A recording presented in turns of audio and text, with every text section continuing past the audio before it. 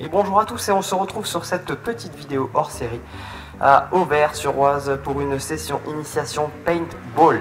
Je vous laisse découvrir ça et je vais peut-être me faire shooter car j'ai mis ma casquette. Le pain crétin. A tout de suite.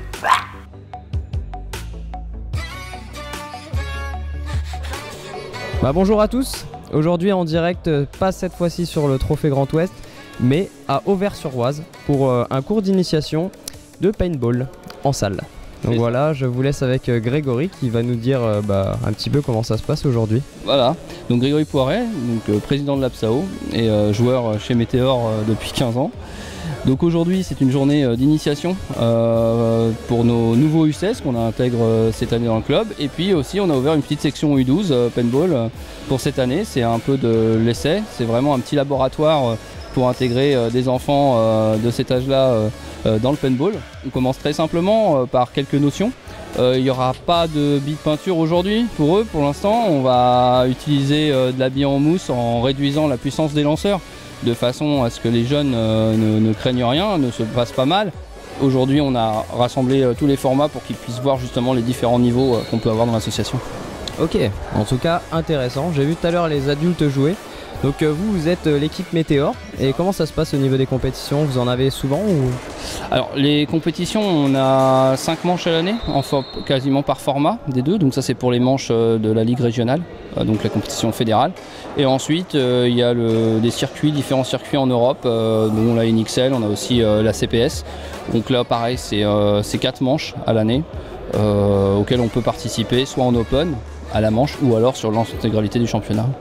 C'est ok. notre rythme. Et donc pour justement être prêt à la compétition, il faut combien de temps? Vaste sujet, ça dépend des équipes. C'est soit il y en a certaines qui décident de se lancer tout de suite, donc il faut très peu de temps forcément. On achète son matériel, on va sur un terrain, on prend sa licence auprès de la fédération et on commence à faire sa ligue. Après il y a d'autres associations qui prennent leur temps. Généralement on prépare pendant 1 an, technique, physique, un petit peu de tournoi à droite à gauche pour leur donner de l'expérience et ensuite on les met en lice dans des compétitions fédérales sur une saison complète. D'accord, donc il n'y a pas d'âge alors pour continuer à ramper? Non, il n'y a pas d'âge.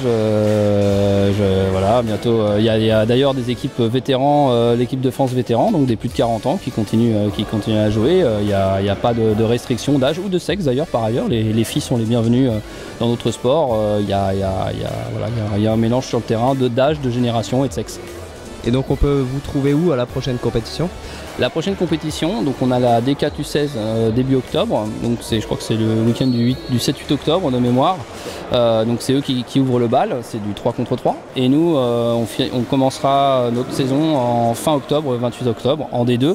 Donc c'est du jeu format long, voilà, reste ou 4 en M500.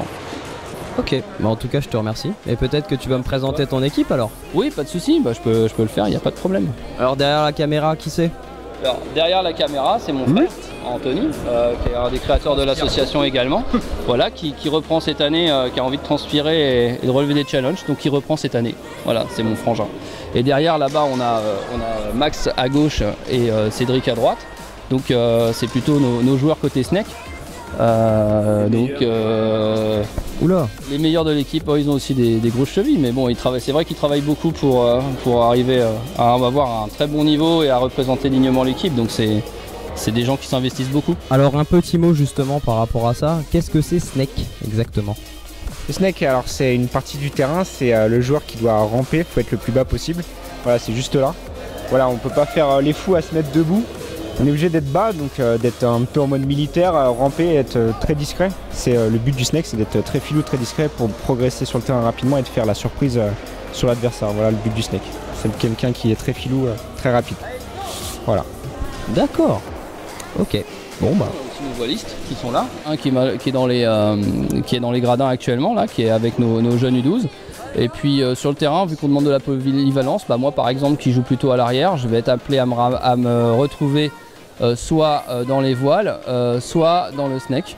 Voilà, c'est une question de polyvalence. Il faut savoir jouer tous les postes sur le terrain parce qu'on ne sait jamais ce qui va se passer, dans quelle configuration on va arriver à la fin. Donc c'est important de savoir jouer tous les types d'obstacles. Et les voiles, c'est les gros modules que vous voyez là en forme de voile de navire, là, des petits berlingots. Voilà. Donc ils sont des obstacles plutôt volumineux mais qui offrent la possibilité de sortir à différents endroits mais d'avoir aussi des angles ouverts sur certains côtés. Donc il faut faire aussi attention à son placement, c'est des arêtes particulières à jouer. Eh ben, merci bien. Merci à toi d'être venu. Et j'ai une dernière message pour les jeunes qui veulent se lancer. N'hésitez pas, contactez vos clubs près de chez vous.